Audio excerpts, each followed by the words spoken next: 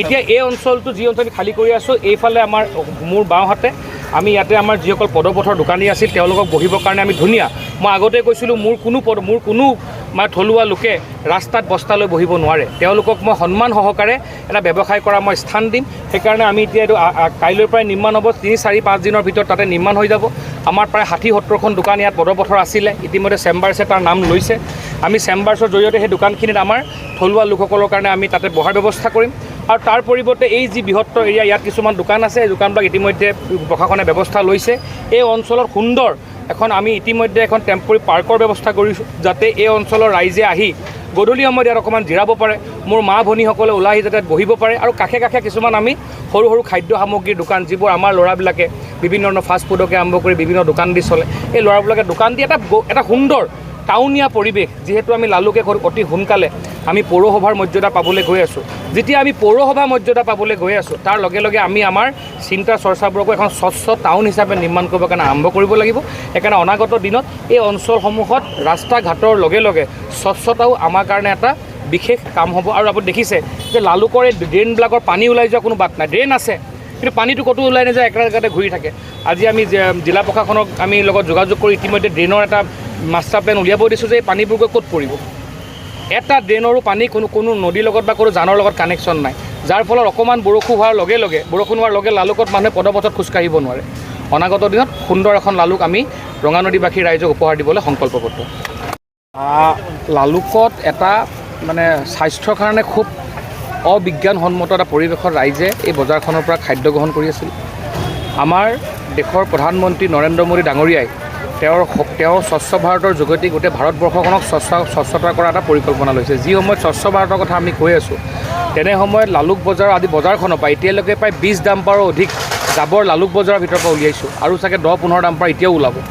তো এনেকুৱা এটা পৰিৱেশত ৰাইজে এইটো মানে স্বাস্থ্যৰ কাৰণে খুব ক্ষতিকাৰক পৰিৱেশত হৈ আছিলে, আৰু এইটো কেতিয়াবা অঘটন ঘটিলেহেঁতেন, ইয়াৰ পৰা ৰাইজৰ বিষক্ৰিয়া হৈ এটা ডাঙৰ পৰিৱেশ হ'লহেঁতেন।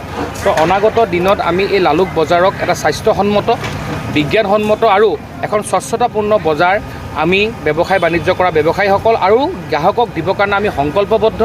আৰু পূৰ্বতেও কৈছোঁ যে লালুক সাৰমতী এই অঞ্চলসমূহত আমাৰ প্ৰত্যেকজন থলুৱা খিলঞ্জীয়া লোকৰ, আমাৰ হিন্দু সনাতনী সভ্যতাক বিশ্বাস কৰা সকলো লোকক আমি কাৰণে এটা সুন্দৰ আমাৰ সকলো ভাৰতীয় নাগৰিকৰ কাৰণে সুৰক্ষিত এখন পৰিৱেশ আমি নিৰ্মাণ কৰিবৰ কাৰণে সংকল্পবদ্ধ।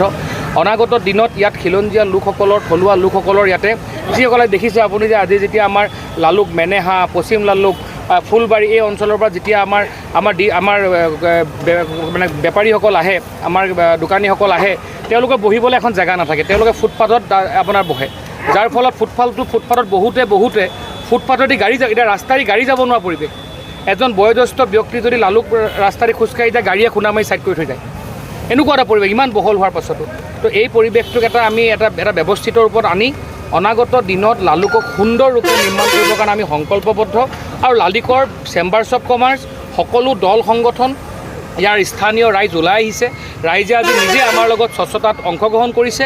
লালুকবাসী ৰাইজে, ৰঙানদীবাসী ৰাইজে বিচাৰে যে লালুক, সাৰমতী, বান্দৰদেৱা, পহুমৰা এই অঞ্চলবোৰ জাকত জিলিকা হওক। আমি অনাগত দিনত লালুকবাসী ৰাইজৰ সহযোগত আমি এই অঞ্চলসমূহ আৰু অধিক আটকধুনীয়া ৰূপত কাম কৰিবলৈ সক্ষম হ'ম। আৰু ইয়াত ডাঙৰ এটা কথা আছিলে, যিসকল লোকে পদপথত দোকান কৰি আছিলে, ইতিমধ্যে মুখ্যমন্ত্ৰী ডাঙৰীয়াৰ নেতৃত্বত আমি সকলোৰে পঞ্জীয়ন কৰিবৰ কাৰণে কৈছোঁ। ইয়াত কোনো বহিৰাগত বাহিৰৰ মানুহে ইয়াত কোনো ধৰণৰ দোকান ব্যৱহাৰ কৰিব নোৱাৰে, কাৰণ মই দেখিবলৈ পাইছোঁ লালুকৰ অধিকাংশ দোকানী মোৰ চিনাকি নহয়।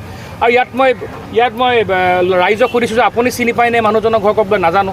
ইজনক সৰু ক'বলৈ জানে, নাজানো। তো এনেকুৱা ধৰণৰ যিসকল সন্দেহযুক্ত ব্যক্তি এতিয়া লাহে লাহে দোকান কৰি উঠিছে, যাৰ ফলত আমাৰ থলুৱা ব্যৱসায়ীসকলৰ এই লালুকৰ ভিতৰতে অস্তিত্ব সংকটত হৈছে। আমাৰ অসমীয়া, আমাৰ বিভিন্ন কোচ, কলিতা, বেংগলী, আমাৰ যিসকল লোকে আজি ইয়াত যুগ ধৰি এই লালুকত বজাৰ বেপাৰ কৰি চলি আছিলে, এই লোকসকলৰ অস্তিত্ব সংকটত আছে। তেওঁলোকৰ দোকানবোৰৰ আগত ডাঙৰ ফুটপাথত দোকান কৰি দিছে, যাৰ ফলত কাষ্টমাৰে দোকানৰ ভিতৰলৈ যাব পৰা পৰিৱেশ নাই, আৰু তেওঁলোকৰ ব্যৱসায় নোহোৱা হৈছে। যি লালুক এটা সময়ত এই কেন্দ্ৰস্থল আছিল, সেই লালুকত আজি গধূলি 6 বজাৰ লগে লগে গ্ৰাহক নথকা পৰিৱেশ হয়। আমি অনাগত দিনত লালুকক সুন্দৰৰূপে ব্যৱসায়িক টাউন হিচাপে নিৰ্মাণ কৰিবলৈ সংকল্পবদ্ধ, প্ৰতিশ্ৰুতিবদ্ধ।